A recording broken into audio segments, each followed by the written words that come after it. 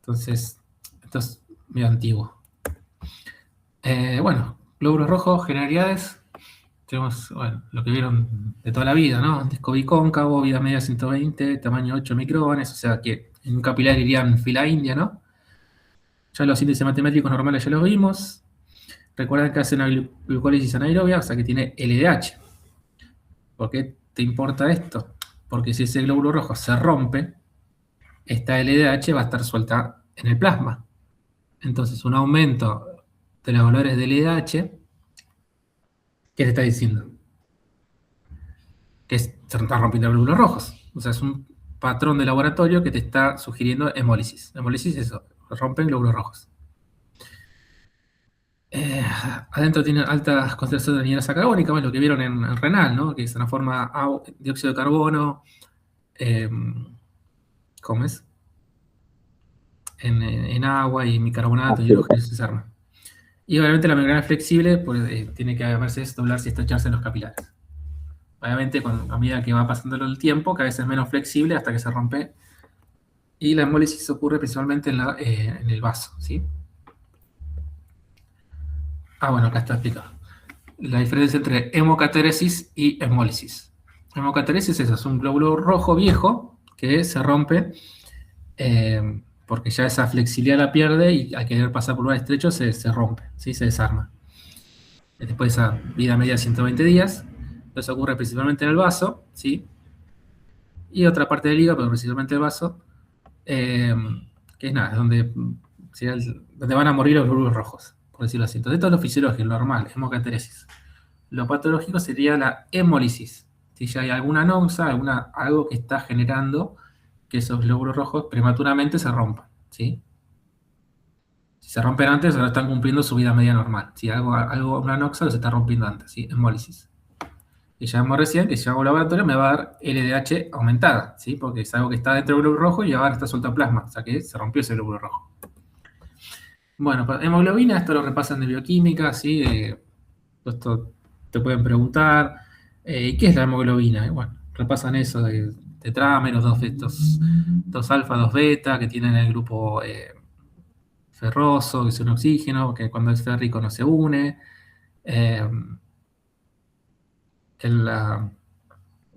¿Cómo es?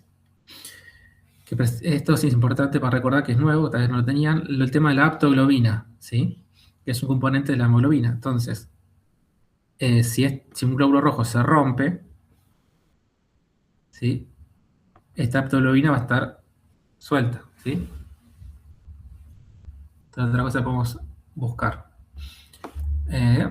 Bueno, esto cerramos una definición y repasan los tipos, ¿no? El adulto, el fetal. Y bueno, la contracción lo vimos cuando mencionamos anemia. Pero sépanse una definición de cómo está formada la hemoglobina, ¿sí? Tetrámeros, dos cadenas alfa, dos beta, ¿sí? Grupo hemo, o sea, todo eso repásenlo. Bueno, esto de transporte es un tema como que es sangre y respi, o sea que lo mencionamos ahora, pero después lo seguimos mencionando, después de cuando volvamos en agosto, ¿no? Porque hay una sola clase de respi en el programa, pero bueno, la última de sangre como que la hacemos miti-miti, o sea, porque si no va a quedar interminable ese día de respi. Bueno, ya que me hace acordar eso, que tengan en cuenta que ahora sangre, respi y renal, iba a decir, y nervioso. ¿Sí? O sea que este segundo parcial queda un choclazo, ¿sí? Porque por más que vean una clase de respi que dice el programa, y creo que hay 2 o 3, no me acuerdo, de nervioso, son como muchos temas en una sola vez, entonces requiere mucha lectura en poco tiempo, así que recomendación de que aprovechen las vacaciones para ir adelantando estas cosas, porque si no, un mes antes del segundo parcial te va a dar una CB, van a hacer 1.000.000 de temas en 3 semanas. Así que ese consejo de que si lo pueden atacar con tiempo para resolver sus vidas en agosto. Bueno, acá estamos viendo un gráfico que es muy preguntado en esta cursada, que es, tenemos en las abscisas, en el eje de abscisa tenemos los milímetros de de mercurio, o sea, estamos viendo la presión, en este caso de oxígeno. Y en las ordenadas estamos viendo un porcentaje de que está saturada la hemoglobina, obviamente con oxígeno, o sea, presión de oxígeno y porcentaje de saturación de hemoglobina.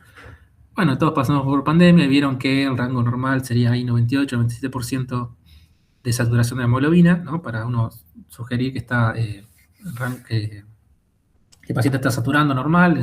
¿Qué quiere decir que está saturando normal? O sea que los glóbulos rojos están transportando la cantidad adecuada de oxígeno para abastecer las necesidades metabólicas de todos los tejidos. ¿Sí? Entonces, veamos la curva esta. En rojo, ¿sí?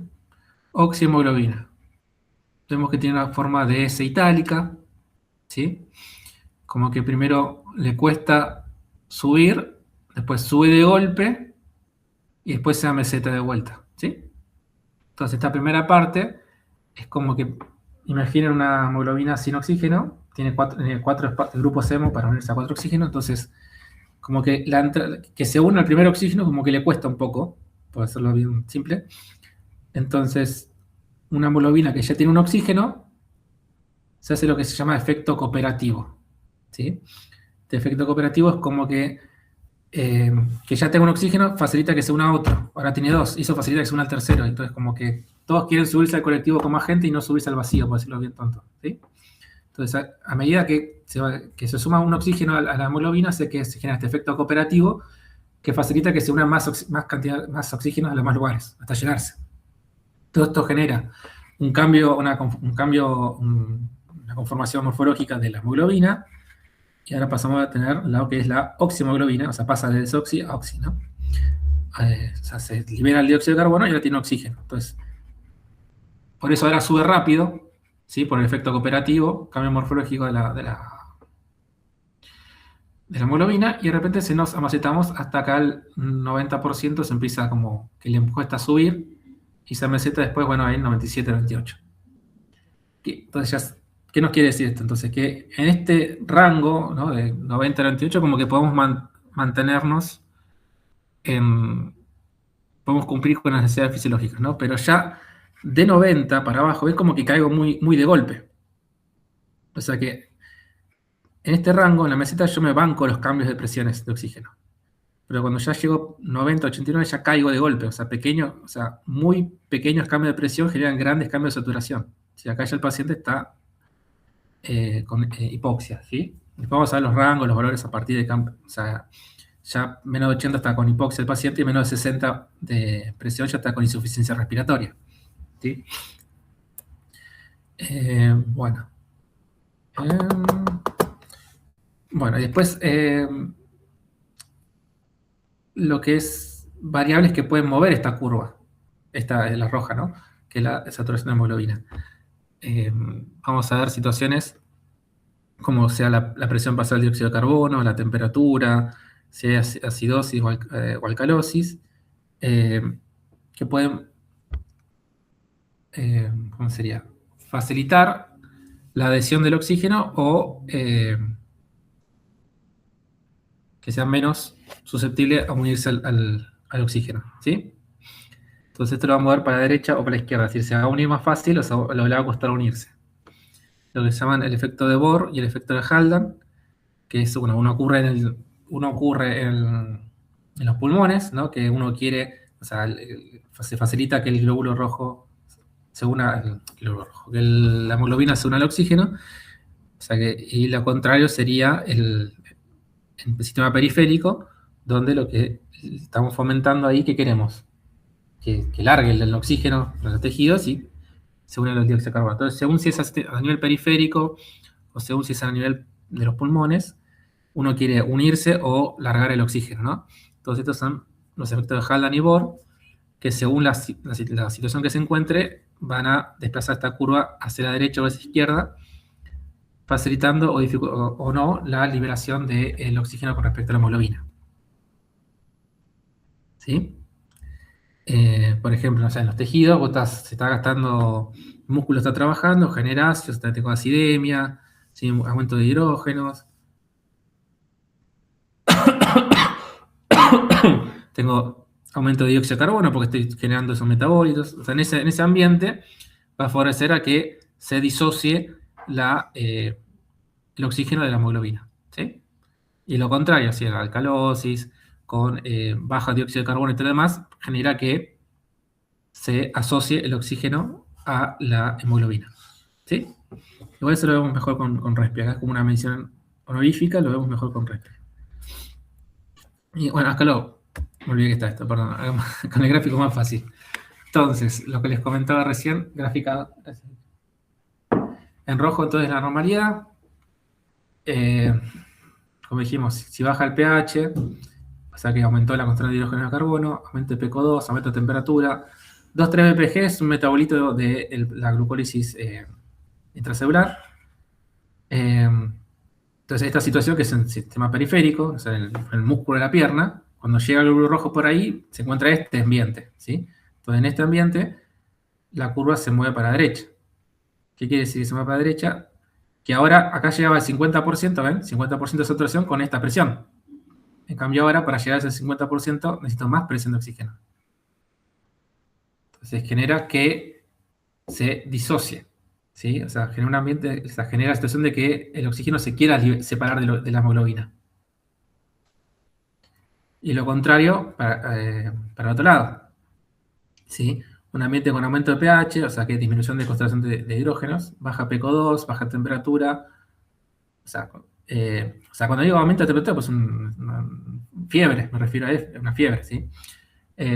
Baja 2,3 dpg. Todo esto genera entonces que ahora, para yo llegar al 50% de saturación de hemoglobina, necesito menos presión.